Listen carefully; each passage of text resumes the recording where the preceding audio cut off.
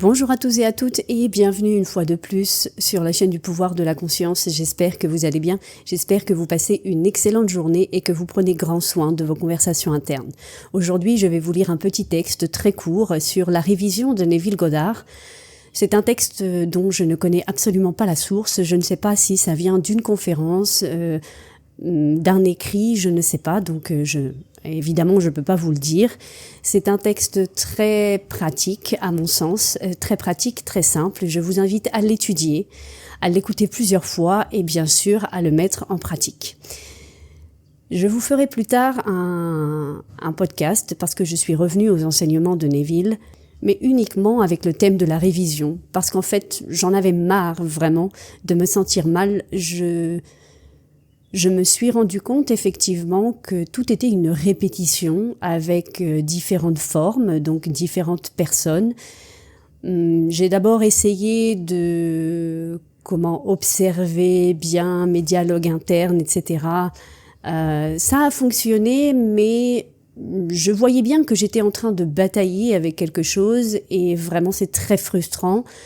Donc je ne sais plus exactement comment, mais je suis tombée sur la révision. J'avais déjà participé à un atelier de révision en décembre 2024 où j'avais compris un peu, je pense, les états de conscience, mais cette fois-ci, l'éveil est beaucoup plus grand, c'est beaucoup plus facile, avec beaucoup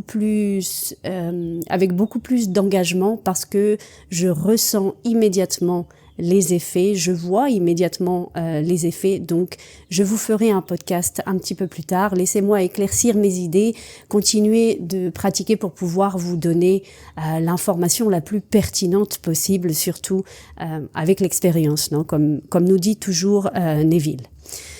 Mais donc avant de vous préparer ce podcast, je vais vous faire la lecture de ce petit texte intitulé « La révision » de Neville Goddard. Avant de commencer avec la lecture, je vous invite à vous abonner à la chaîne si vous ne l'avez pas encore fait et n'hésitez pas à partager son contenu si vous pensez qu'il peut aider des personnes de votre entourage. En vous remerciant de votre temps précieux et en m'excusant de cette introduction un petit peu trop longue, on commence avec la lecture.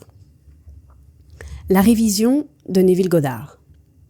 Ton monde actuel reflète la somme totale de tout ce que tu crois vrai à propos de toi-même et des autres.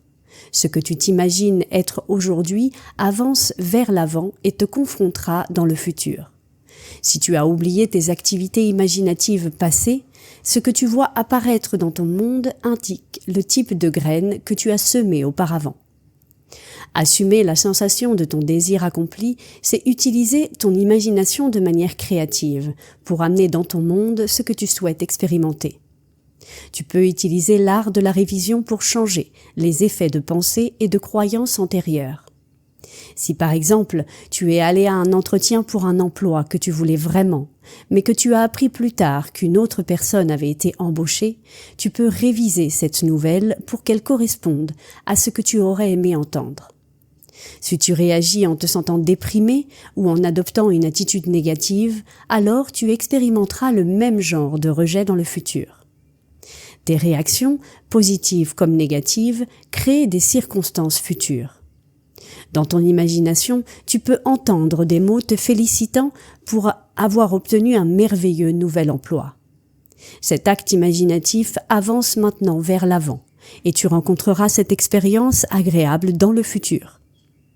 En révisant ta journée, il est important de réviser chaque réaction négative de manière à pouvoir te souvenir d'elle comme tu aurais souhaité qu'elle se soit passée, plutôt que de stocker le souvenir de ce qui s'est réellement produit. Ce à quoi tu penses avec sentiment ou émotion est un fait réel. Ce que tu expérimentes dans le monde physique n'est qu'une ombre reflétant la réalité de ton activité imaginative. Ainsi, lorsque tu révises une conversation, une expérience malheureuse ou une qualité chez toi, tu l'expérimentes littéralement dans la réalité, dans ta conscience. Le monde extérieur est un reflet tardif du monde intérieur et il est limité à une dimension spatiale où les événements se produisent dans une séquence temporelle. La révision, par conséquent, change littéralement le passé. Elle remplace ce qui s'est produit dans le monde extérieur par la version révisée. La scène révisée émet ensuite son effet en avançant pour modifier les événements futurs. Demeurer dans des irritations ou des blessures passées les perpétue et crée un cercle vicieux qui sert à confirmer ces émotions négatives. Le cercle peut être brisé en commençant dès maintenant à réviser tout ce que tu ne souhaites plus garder dans ton monde. En révisant le passé, tu te débarrasses de tout effet qu'il pourrait avoir sur ton futur. La révision est véritablement la clé qui peut être utilisée pour ouvrir les portes qui t'ont maintenu enfermé dans un état de conscience particulier. Le texte termine avec la citation du verset de Romains chapitre 12 verset 2 « Soyez transformés par le renouvellement de votre esprit ».